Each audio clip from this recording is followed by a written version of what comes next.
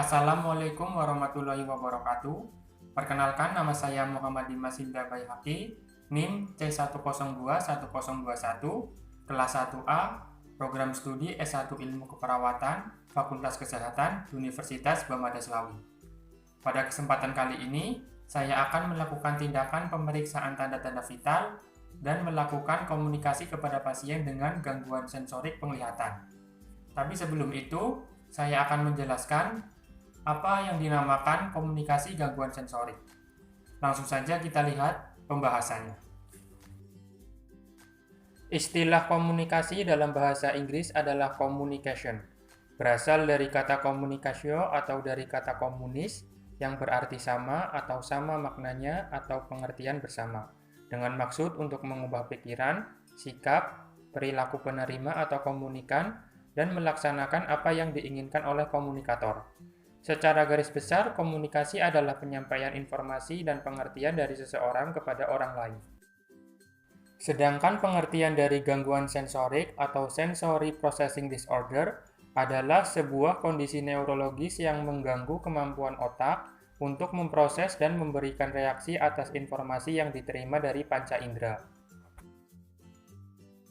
Pada umumnya, sensorik dasar manusia terdiri dari perabaan, pendengaran, penciuman, penglihatan, pengecapan, proprioseptif atau gerak antar sendi, dan vestibuler atau keseimbangan. Pada gangguan sensorik, terdapat beberapa gejala atau tanda-tanda yang dapat kita perhatikan. Berikut penjelasannya. A. Sensorik peraba. Sensorik peraba berkaitan dengan kulit manusia. Indera peraba mendapat rangsangan berupa sentuhan, suhu, rasa sakit, atau geli. Gangguan sensorik pada indera ini ditunjukkan dengan gejala 1. Adanya rasa sensitif atau tidak suka disentuh pada bagian kulit. 2. Tidak menyukai label pada baju. 3. Merasa jijik terhadap benda atau suatu hal yang berbulu.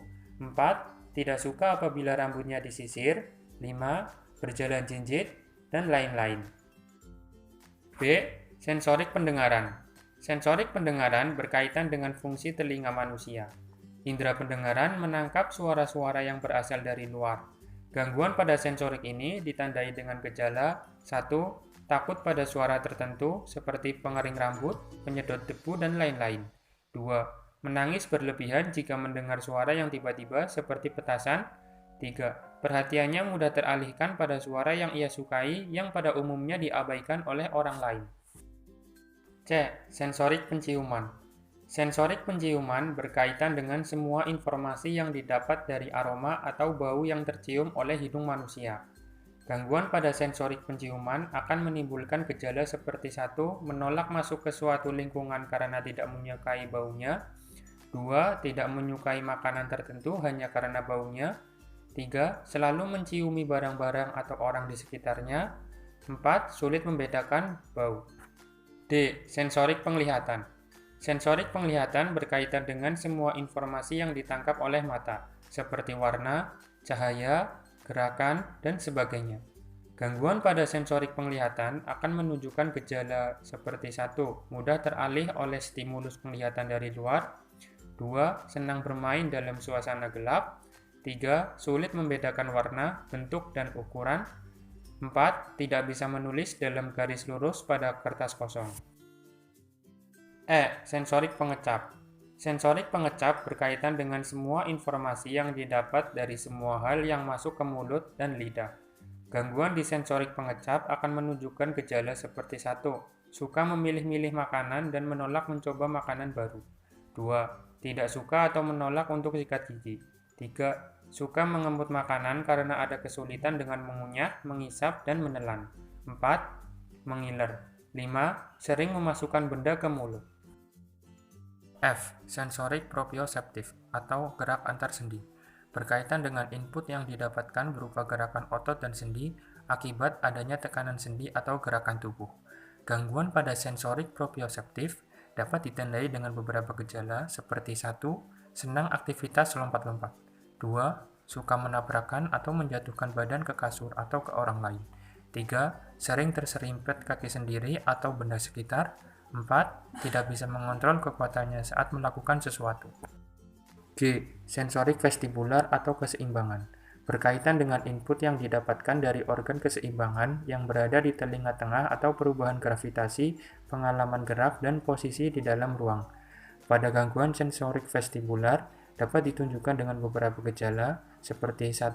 Tidak suka atau menghindari naik eskalator. 2. Takut dengan ketinggian. 3. Menghindari aktivitas naik turun tangga.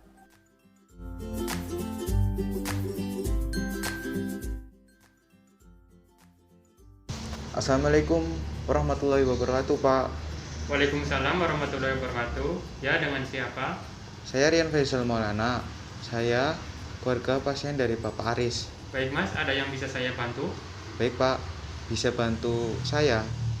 Hari ini Bapak saya marah-marah terus dan sudah merasa bosan tinggal di rumah sakit. Baik Mas, bisa bantu saya untuk menyebutkan nama kamar dan bed keberapa? Kami tinggal di kamar Bougainville, Ya. nomor ke-3. Baik Mas, saya catat terlebih dahulu ya Mas laporannya. Ya, Baik, kemungkinan nanti saya akan menemui bapaknya Mas sekitar pukul 9 pagi, sekalian untuk melakukan tindakan pemeriksaan tanda-tanda vitalnya juga ya Mas. iya, Pak. Baik, terima kasih. Ya, sama-sama. Alat yang digunakan pada pemeriksaan tanda-tanda vital yaitu yang pertama sphygmomanometer dan stetoskop, yang kedua termometer, dan yang ketiga alat tulis.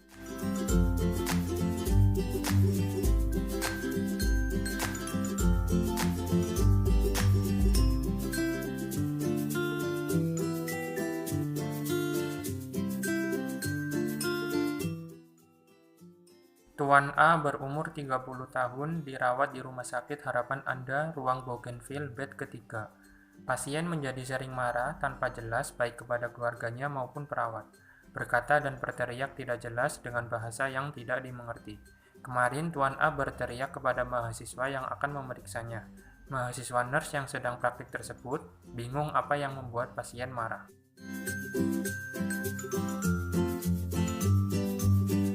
Bersihkan tangan menggunakan cairan antiseptik atau sabun dan air mengalir. Gosokkan telapak dan punggung tangan kanan dan kiri secara bergantian, serta bersihkan sela-sela jari bagian dalam. Selanjutnya, kunci jari-jari tangan bagian dalam kanan dan kiri, lalu putar ibu jari kanan dan kiri. Kemudian rapatkan semua ujung jari dan gosokkan pada telapak tangan kanan dan kiri secara bergantian. Bersihkan juga hingga pergelangan tangan. Bilas apabila menggunakan sabun dan air mengalir.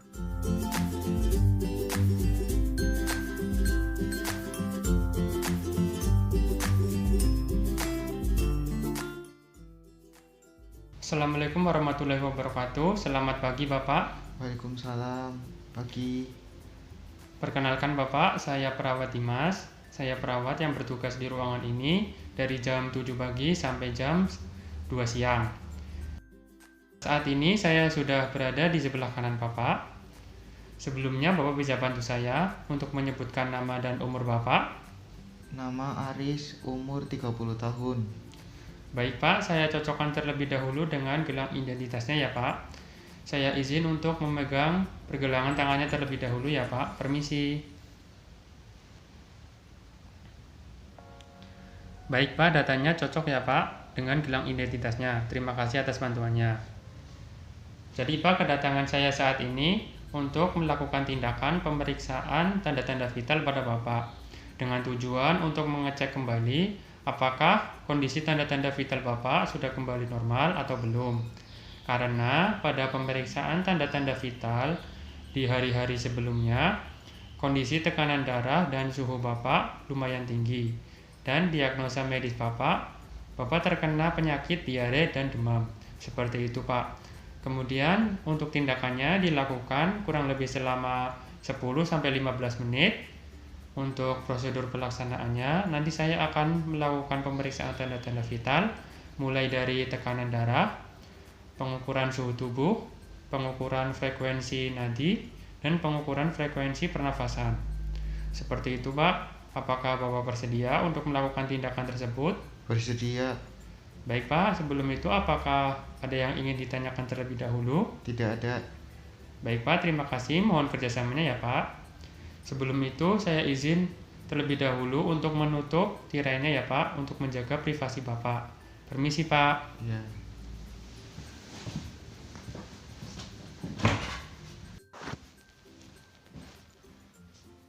Baik Bapak, sebelum masuk ke prosedur tindakan pemeriksaan tanda-tanda vital, saya ingin melakukan komunikasi terapeotik terlebih dahulu dengan Bapak.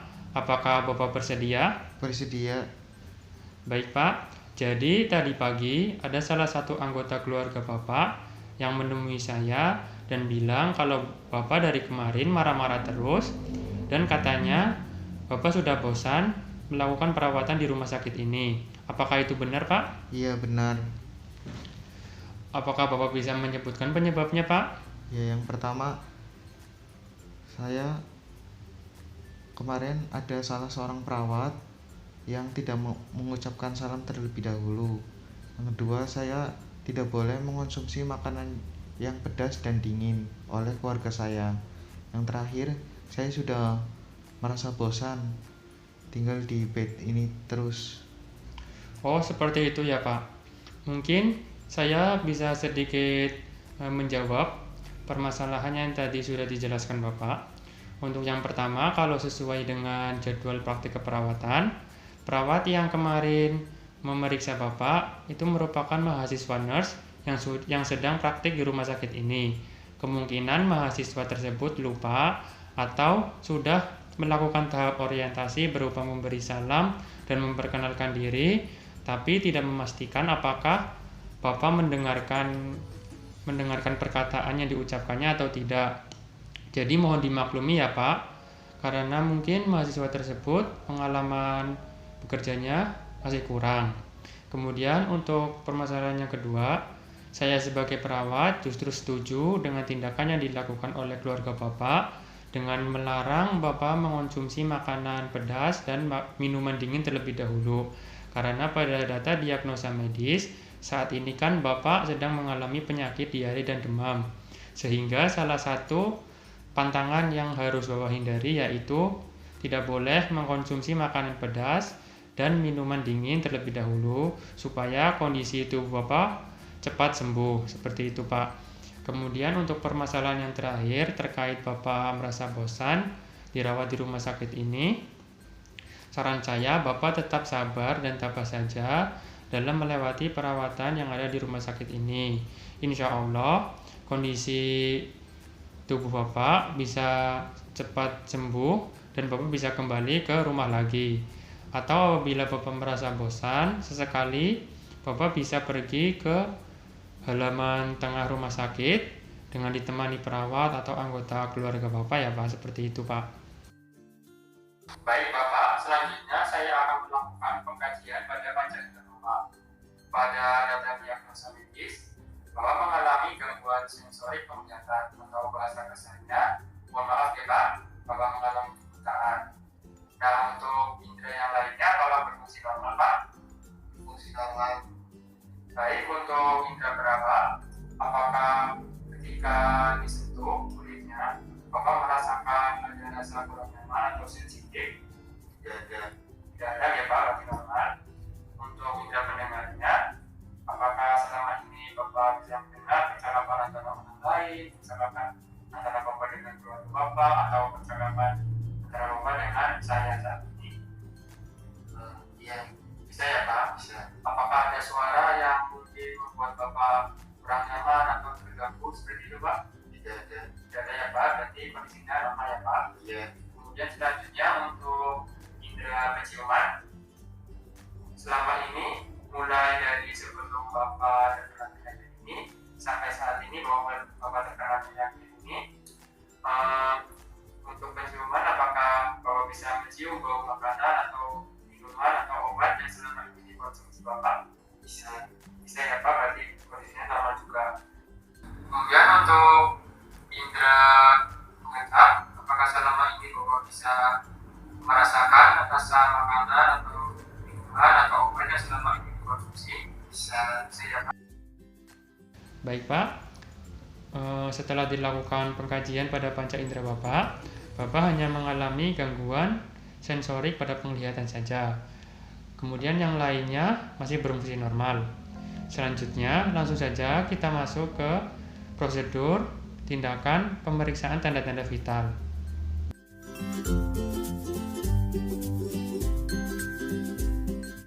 Baik Bapak, yang pertama saya akan memeriksa tekanan darah Bapak.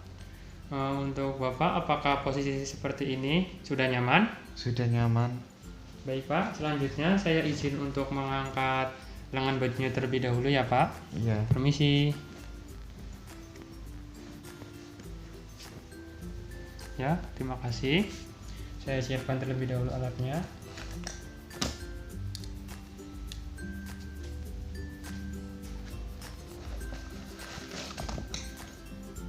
Saya izin untuk memasang mansetnya di lengan atas Bapak ya Pak. Iya.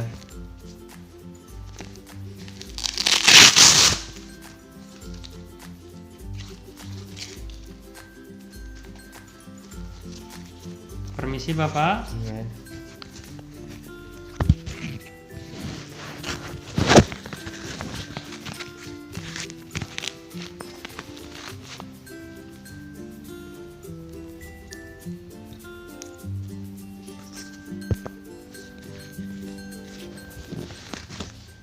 Saya raba terlebih dahulu ya Pak arteri brachialisnya.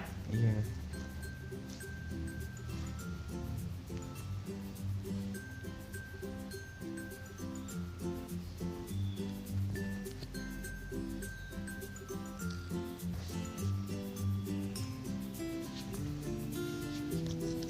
Baik, saya mulai ya Pak pemeriksaan tekanan darahnya.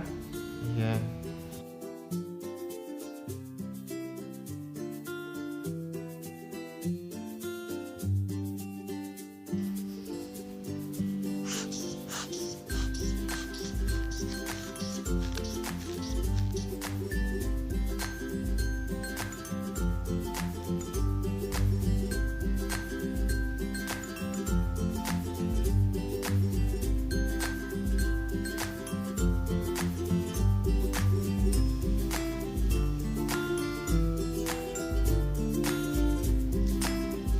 Baik Bapak, pemeriksaan tekanan darah yang pertama ini hasilnya 120/80. Itu normal ya Pak. Iya. Selanjutnya saya ulangi kembali ya Pak untuk melakukan validasi.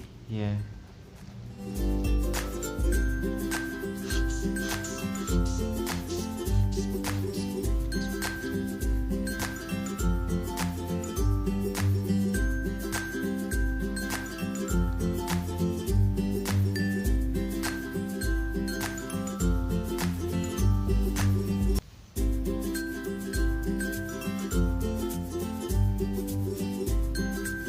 Baik Bapak, pada pemeriksaan kedua ini hasilnya pun sama 120/80. Itu artinya tekanan darah Bapak sudah normal. Terima kasih ya Pak. Iya.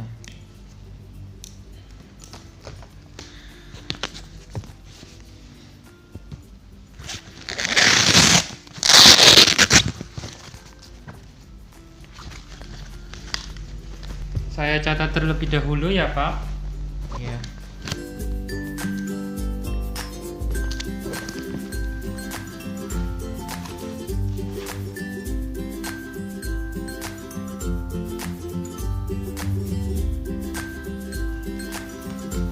Kemudian selanjutnya saya akan memeriksa suhu tubuh Bapak menggunakan alat termometer ini. Saya akan memasukkan alat termometer ini ke ketiak Bapak. Apakah Bapak ingin melakukannya sendiri atau saya bantu? Dibantu. Dibantu nggih Pak? Iya. Permisi nggih Pak, saya Iya. masukkan. Iya. Digempit ya Pak. Iya. Tangannya disilangkan ke sini. Ditunggu selama kurang lebih 1 menit sampai ada bunyi tit tit tit seperti itu ya Pak. Iya.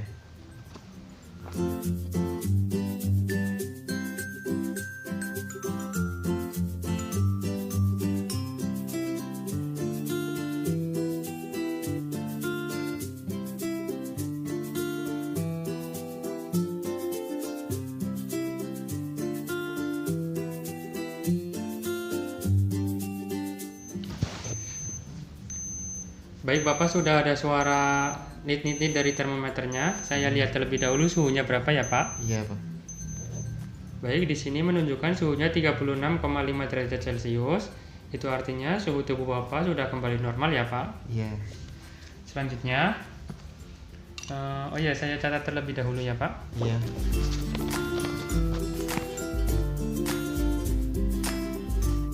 Selanjutnya saya akan memeriksa frekuensi nadi pada Bapak. Saya akan meraba arterinya terlebih dahulu ya, Pak. Permisi.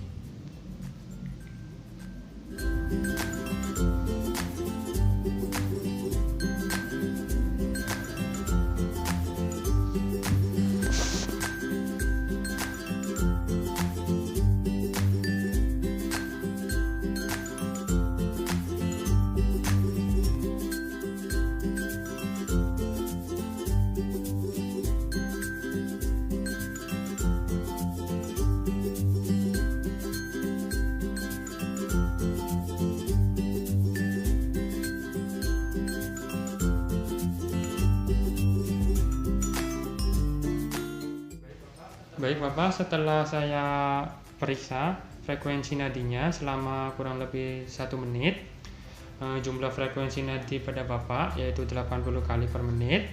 Itu artinya frekuensi nadi pada Bapak normal ya Pak. Iya. Saya tulis kembali ya Pak.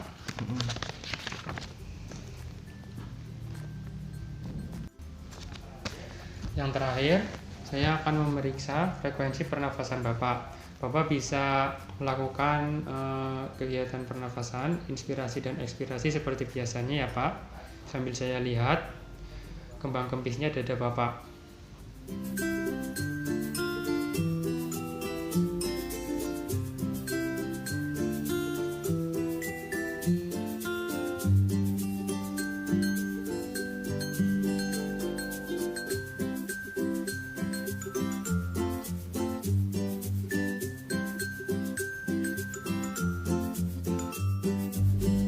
Baik Bapak, sudah 1 menit ya Pak.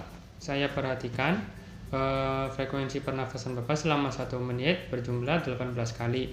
Itu artinya frekuensi pernafasan Bapak normal ya Pak. Iya. Saya catat lagi ya Pak.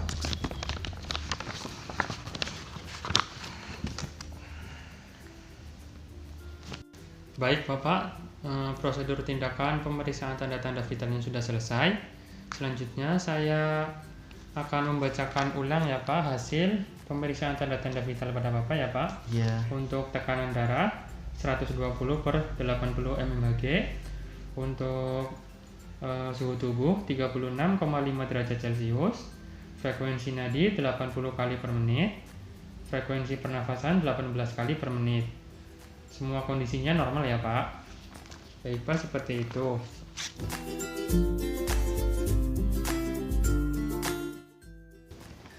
Selanjutnya, setelah Bapak dilakukan pemeriksaan tanda-tanda vital oleh saya dan Bapak melakukan perawatan di rumah sakit selama ini, bagaimana kondisi Bapak saat ini? Apakah masih ada yang dirasakan? Alhamdulillah sudah merasa lebih baik. Sudah merasa lebih baik ya Pak? Alhamdulillah. Jadi Pak, karena tindakannya sudah selesai, saya izin pamit terlebih dahulu. Apabila Bapak membutuhkan pertolongan, Bapak bisa panggil saya atau perawat lainnya dengan menekan bel. Kami semua ada di ruang perawat. Iya. Baik Pak, terima kasih atas kerjasamanya. Wassalamualaikum warahmatullahi wabarakatuh. Waalaikumsalam warahmatullahi wabarakatuh. Saya izin untuk merapikan alatnya terlebih dahulu ya Pak. Iya.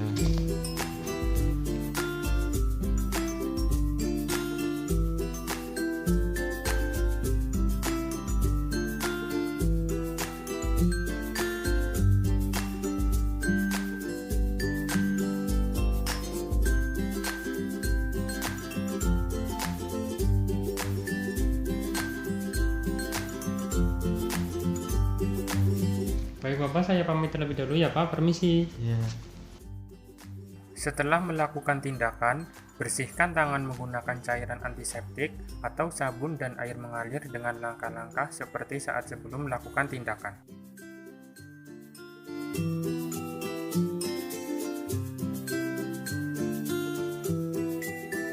Setelah dilakukan komunikasi dengan pasien gangguan sensorik penglihatan atas nama Tuan A, hasil tindakan keperawatannya adalah 1. Pasien sudah tidak marah-marah lagi. 2. Pasien mematuhi pantangan yang tidak boleh dilakukan. 3. Pasien mencoba tetap bersabar selama perawatan di rumah sakit.